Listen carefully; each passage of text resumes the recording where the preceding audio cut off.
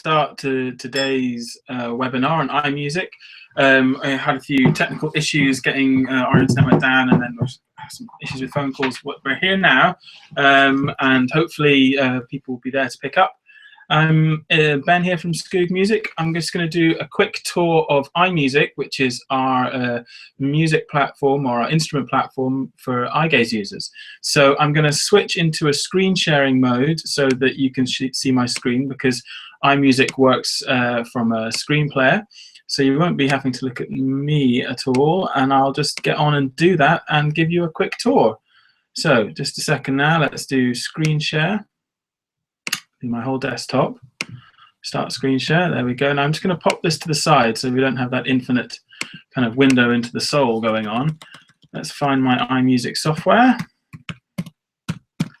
Now I'm going to be just doing this session just on a Mac, and one of the reasons we had with starting late was problems with the Windows machine and linking it up with the PC Go, but we've managed to sort that out now, but that's why I'm using a Mac. So I won't be actually using, there's iMusic, so double click on that. I won't be using a eyegaze controller to interact with the software, but the software works through using mouse control and dwell to click. So it's essentially as long as you've got mouse control, and it's not limited to eyegaze interaction. You can use any kind of augmented or alternate input device as long as it's controlling the mouse to link into software. And just as long as the software loads up, let's have a look. Let's see what's happening with that. Are we getting any kind of read on it? iMusic not responding. Let's try it again. Okay. So we're just going to try and load up iMusic once more. So you need to remember I had another version around here. See if we can't find that by name. Yeah, so there we go, iMusic. So iMusic began in collaboration with various users, and to try and create a Skoog-esque interface, i.e. expressive control of physically modeled sounds, and using an interface that was simple and intuitive and enabled kind of creative expression. So I'm going to run this in a demo mode. There we go, and here is iMusic. And the first thing that you need to know about iMusic is whenever it starts, the sound is actually turned off, which means that you won't be able to hear anything when you first start using it. So here's the main screen here. These circles in the center, that's the actual playing interface to make sound. But as you can hear now, there's no sound happening at the moment, because as I said, whenever the software starts, the sound is turned off. First thing I'm going to do, though, is show you a little help function that should help give you a bit better view of what's happening. So down here where the question mark is, if I just dwell on that, dwell again, there we go. Then it pops up a little information panel for each of the different buttons or tabs or interaction areas on the screens. Now in this help mode, you won't be able to play or make sound or make selections or settings, but you will be able to move around the software, navigate and have a look at what's there. So what have we got on this main screen here, the home screen? We've got enter and exit full screen. We've got a go to the instruments page. Now that's where you go to choose the sound you want to play with. We've got the volume and recording options.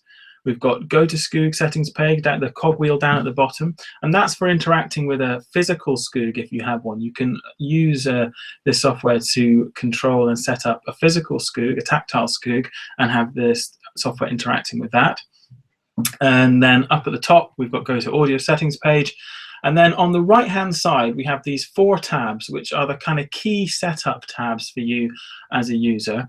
And that's where you set up the audio driver settings, your kind of dwell time preferences, and it's where you choose notes and add effects as well. So let's turn off the help mode here. And I'm going to move my cursor, and I'm going to turn the sound on my set. So just dwelling over the button here, you can see dwelling. And it clicks, it rises up.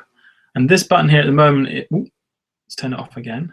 So when it's like this, when you see the white kind of inner lining, it's off. And when it's depressed, pressed in like that, now it's on. We should, We should have sound, but we're not getting any. So let's go through a quick audio setup process, which is the next thing to do. So here you can see is that if I move into one of the playing circles, we can see that down in the left here, it's showing me volume coming through the software, but I'm not hearing anything. So I'm going to go to my audio setup, which is this button, this tab here. So let's click here, out it pops, and here it gives all my different audio settings. Now, when you download the demo version or you buy a version of iMusic, you'll receive a bunch of support via email and a PDF detailing the different options that you can change and how to get the software set up for your computer.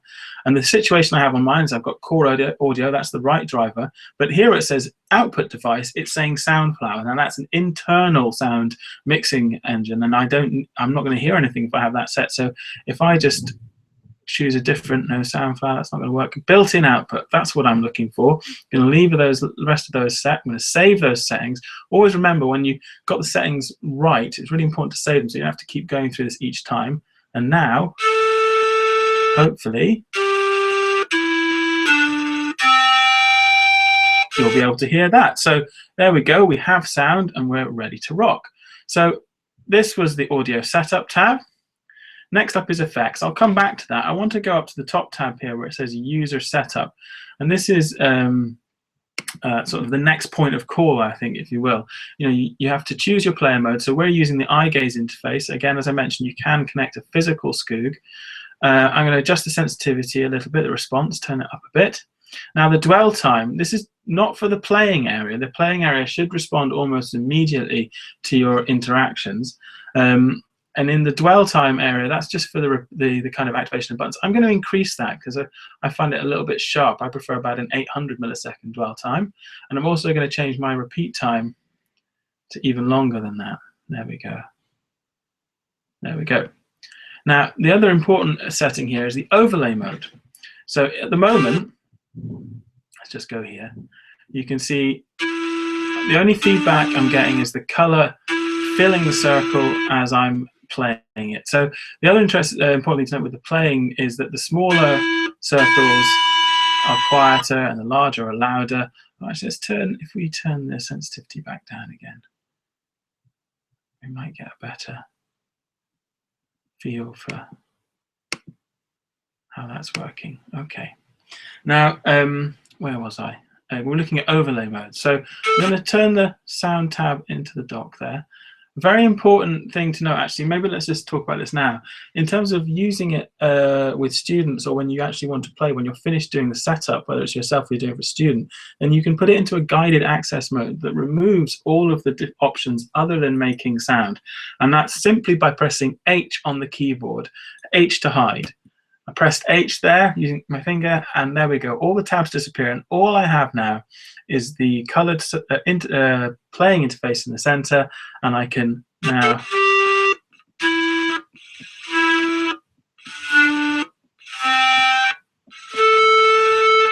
use that.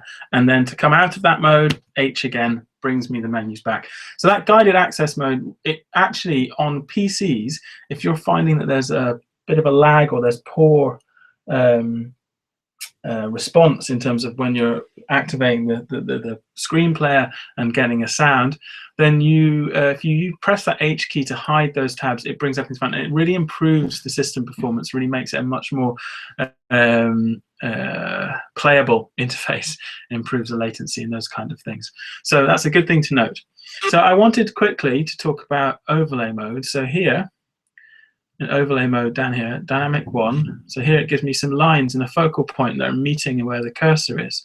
And this is quite good, so it gives me more feedback on where I'm looking and how I'm controlling it. And this is very useful for eyegaze users, especially. I prefer to use dynamic 2, but do explore those options, see what feels better to you. This gives me some strong feedback. Nice bold lines there. So I've got my playing interface set up. I've got my sound. Now let's go have a look at instruments. There we go. So at the moment, I've just got the flute and vibes as an option because I'm in the demo mode.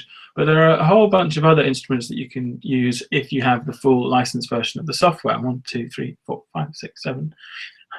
12 all in all. 1, 2, 3, 4, 5, 6, 7, 8, 9, 10, 11. 11 instruments in all, physically modelled. We've chosen vibes here. And you just navigate back using the tab. So now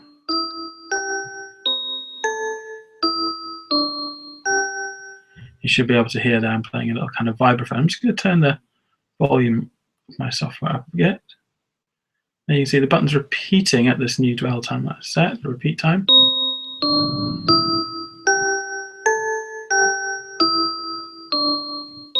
So this software is still set up in the same way as the Skoog is set up, with the lowest note on red going clockwise up to the orange, and that's kind of how all the scales are set.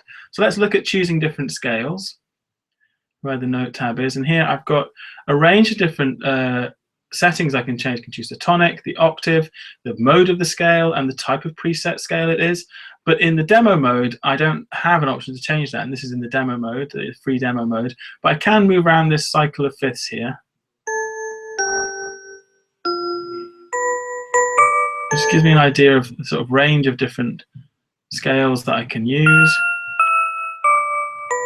And obviously, if we had the unlocked version, we could have full control over the scales notes. So let's leave it in C major, because I want to give you a little idea of how we've seen the software being used. Now let's add some effects. Now again, in the demo mode, I can't adjust any of these effects. There's 1, 2, 3, 4 different effects banks, but I can turn them on and off. And I'm going to just pop them all on. Give myself a bit of a...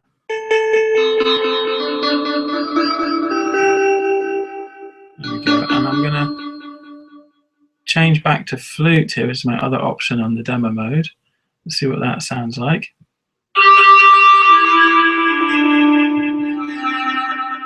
That's what I was looking for. So we can add effects, we can change the preset scale, and we can adjust all the other settings. Other things that we have as options here, up here in this top tab with the little tape there, if I do record the sound, and I can't do that in the demo mode, but I can edit and listen to the sound and save it in what I've recorded here.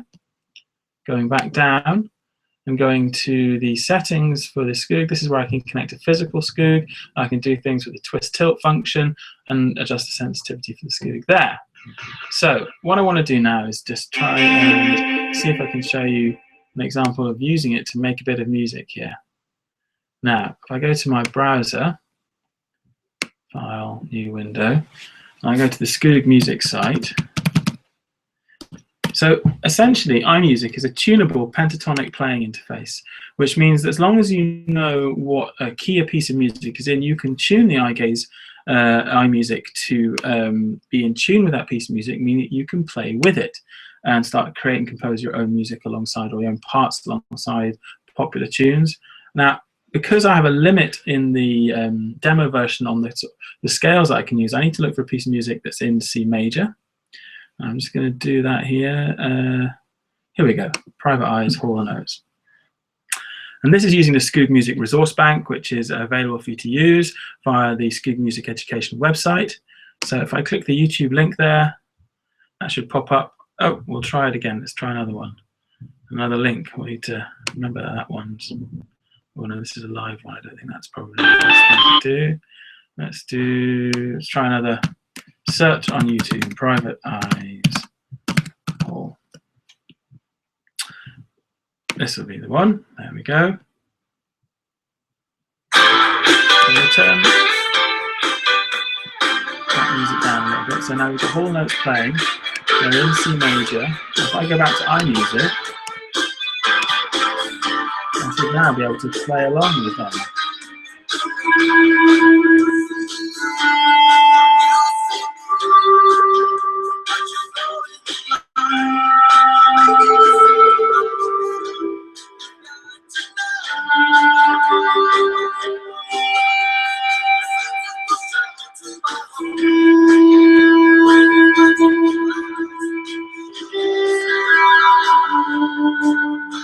There you can see I'm just able to improvise, play along, and enjoy being interactive with the music.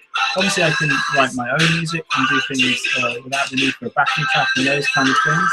but just wanted to illustrate very quickly so that how you could use it with students, you know, taking pieces of music that they like, find out what key it's in, tune the iMusic to the right key, and away you go. And obviously the real benefit being you can record the performance and review later, and something you can share with others. So that's essentially, in a nutshell, that is iMusic. It's a tunable pentatonic playing interface that can be used in a variety of different music making situations or music creation. It's a great piece of software. The demo is free to download, but it is function limited, although it's not time limited. Please do get in touch if you have any questions at all. Really sorry about the delayed start to our webinar today. There's a couple of things that happened in the office that meant that we started about 10-15 minutes late, and I do apologize for that. And if anyone would like to get in touch and have a one-to-one session, we can do that also. Just email me at ben@skoogmusic.com. Thanks very much. Cheers. Bye-bye now.